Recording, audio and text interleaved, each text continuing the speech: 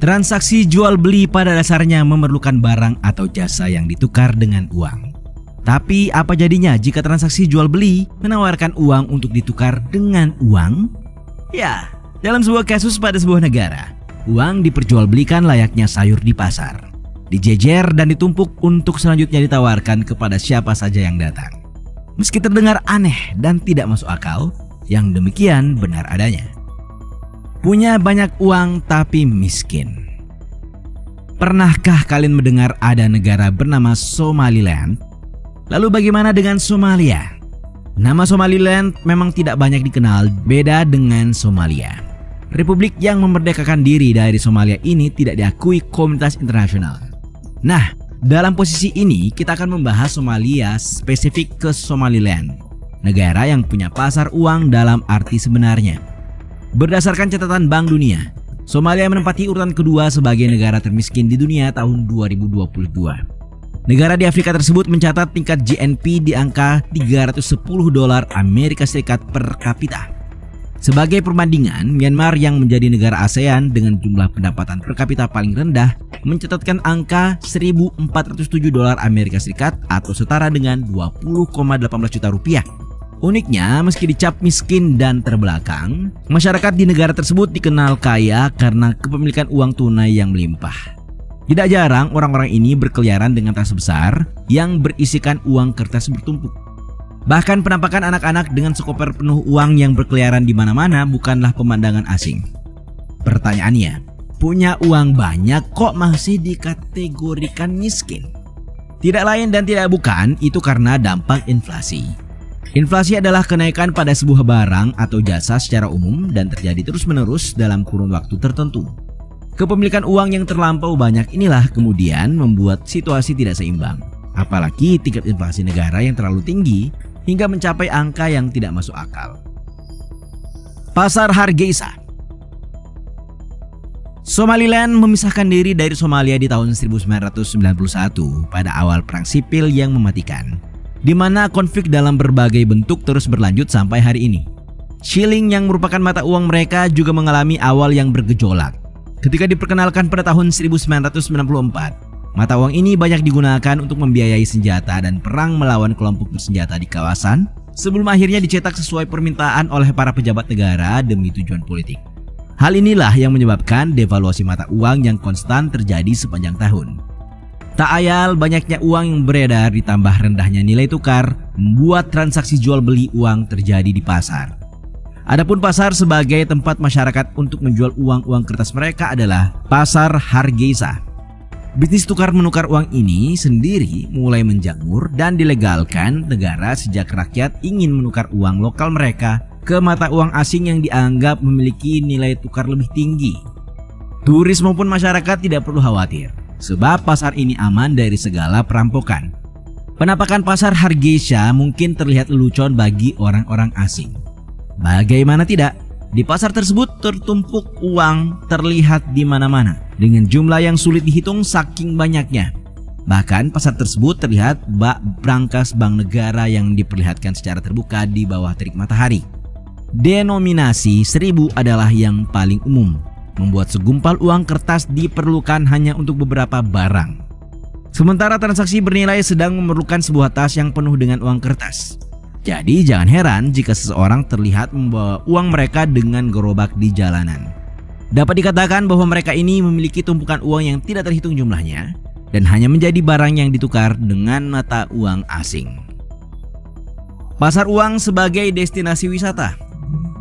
Sudah tidak terbantahkan bagaimana masyarakat Somaliland mengandalkan jual beli uang untuk bertahan hidup karena memang hanya itu yang mereka punya. Fakta bahwa mereka menukar dolar AS dan euro dengan shilling untuk mencari nafkah cukup membuktikan bahwa banyak orang asing yang datang dan tertarik untuk membeli uang mereka. Faktanya pasar uang ini cukup terkenal, mengingat tumpukan uang dalam jumlah banyak merupakan pemandangan yang langka terjadi di dunia. Karena keunikannya, pasar Hargeisa juga menjadi destinasi yang kerap dikunjungi wisatawan mancanegara untuk berlibur. Saking terkenalnya, pasar unik ini sering pula disamakan dengan pusat keuangan Wall Street di New York. Pada tahun 2017, $1 AS setara dengan 9.000 shilling Somaliland. Bahkan beberapa tahun sebelumnya nilainya hanya setengah dari itu. Masyarakat di Somaliland memang lebih memilih menukar uang negara mereka dengan dolar. Karena itu tadi, nilainya rendah. Hal inilah yang juga membuat sebagian besar dari penduduk memilih penjual uang sebagai mata pencaharian. Transaksi non-tunai. Somaliland memang tidak memimpin dunia dalam banyak hal, kecuali mungkin dalam transaksi non-tunai. Bisa dibilang negara ini berada dalam proses menjadi masyarakat non-tunai pertama di dunia. Seperti dilaporkan CNN, dari kios gubuk di pinggir jalan sampai supermarket di ibu kota Hargeisa, pembayaran mobile segera menjadi standar di negara tersebut. Benar bahwa negara-negara maju dan berkembang juga tengah mewujudkan pembayaran non-tunai dengan ponsel atau kartu. Bedanya, Somaliland punya motivasi yang unik. Di mana hal tersebut sehubungan dengan devaluasi shilling Somaliland tadi. Di negara dengan tingkat buta huruf tinggi, kesederhanaan dan fungsionalitas membantu teknologi berkembang. Untuk kita ketahui, proses pembayaran non-tunai ala Somaliland hanya melibatkan pengetikan beberapa nomor diikuti kode unik untuk pedagang. Lebih dari itu, sistem yang dimaksud tidak memerlukan akses internet sehingga ponsel dengan fungsi paling dasar sekalipun dapat digunakan. Pengguna bahkan memindahkan uang dari akun bank ponsel mereka ke akun lain dengan cara yang sama untuk mengisi pulsa. Akar dari permasalahan. Runtuhnya negara Somalia pada tahun 1991 turut mengiringi jatuhnya mata uang domestik. Hal ini lantas membuat ekonomi yang lumpuh kekurangan likuiditas untuk memfasilitasi pemulihan ekonomi. Begitu juga segala cara untuk menggantikan uang kertas yang menua. Ketiadaan bank sentral yang layak atau otoritas keuangan lainnya membuat banyak orang memutuskan untuk melakukannya sendiri. Nah, saat itulah uang kertas palsu didistribusikan oleh faksi-faksi yang bersaing untuk mengisi kekosongan. Semuanya pun menjadi mata uang yang diterima. Shilling Somalia bahkan dengan mudah dicetak dari Indonesia dan dimasukkan ke pasar sesuka hati sebagaimana Al Jazeera menulis dalam rilisnya.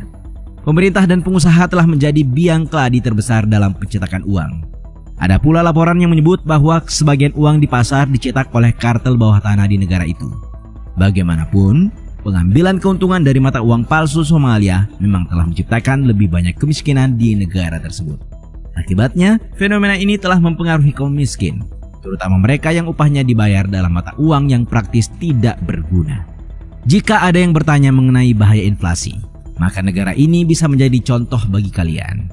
Kemudian, jika ada tempat di mana uang tidak seberharga yang kita pikirkan, maka Somalia termasuk di antaranya.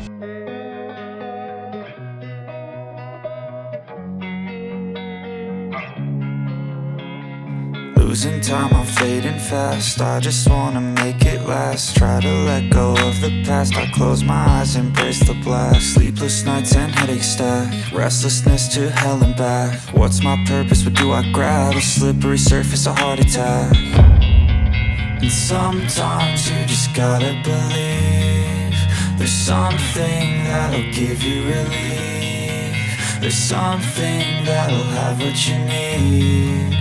What you need. We're broken, it's tragic. We're not all elastic, but maybe there's magic. Believe you could have it. And I know of sadness, the anxious and panic, the infinite vastness of all that is blackness.